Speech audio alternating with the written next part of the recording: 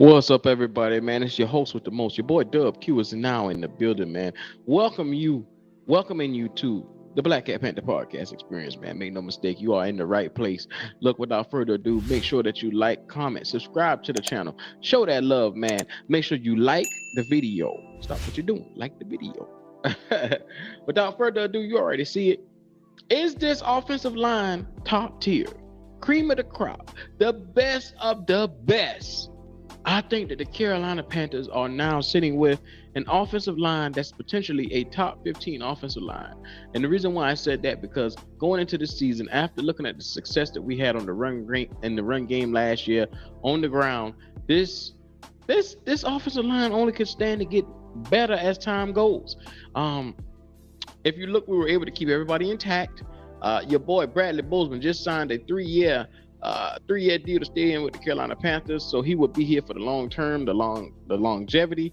He is the glue that's going to keep everybody together. So without further ado, you look at left tackle. You got your boy 𝐦𝐨𝐬𝐿. He is hailing after one of his best campaigns as a rookie.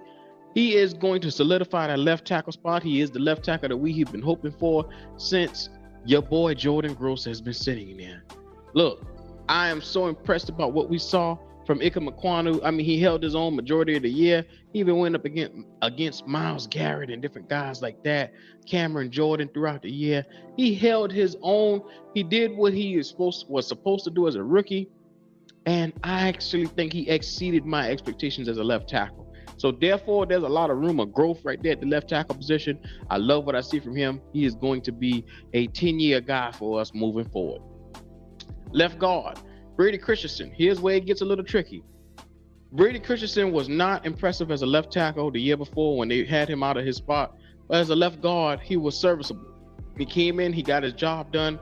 He did everything he was supposed to do.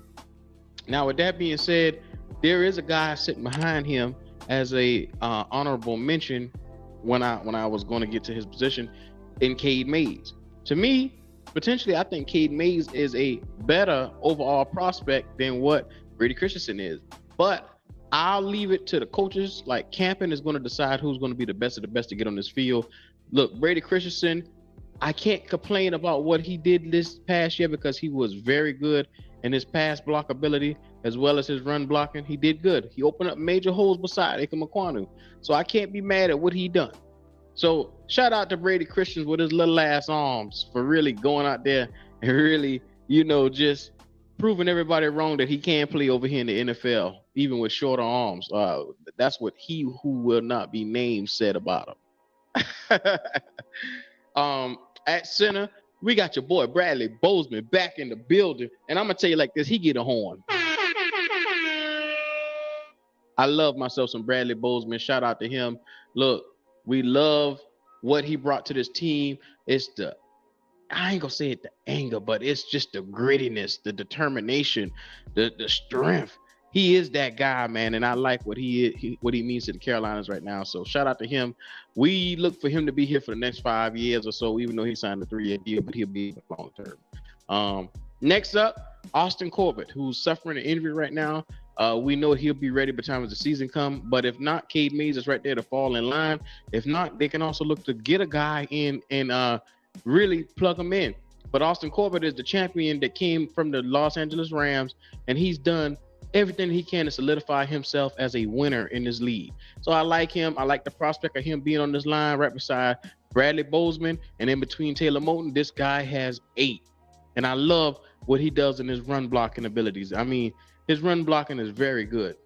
His pass blocking, he can polish up a little bit better, but he is a good overall prospect, and he's a solid starter. He has solidified his spot right here in Carolina. So I look for no further than to him be a starter come whenever he's available for this season. I look forward to that. And then last but not least, Big T-Mo on that right side. Look, shout out to T-Mo for actually putting in the example and showing everybody what it means to keep pounding and being that guy that restructures and show the team the love that we all know that he is capable of. T-Mo is what a Panther really is what it's all about. Just looking at T-Mo, I love this offensive line, man.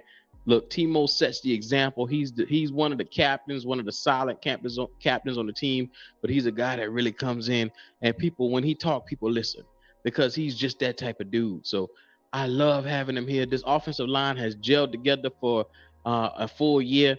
Let's see how deep they can get in there, and hopefully they'll be opening up holes for Miles Sanders because he loves to run between those tackles. That big guy running between the tackles, I love it, man. So the expectations for this line, we're going to have at least one or two of those guys that's going to make a Pro Bowl this year. I'm claiming it right now. I really think it's going to be either Bradley Bozeman or 𝐦𝐤𝐤𝐿, potentially looking at Pro Bowls this year. So I would like to see everybody's status go up behind Miles Sanders running. Look, it's time to get this run game going and really take the molds of what we did last year and make it better.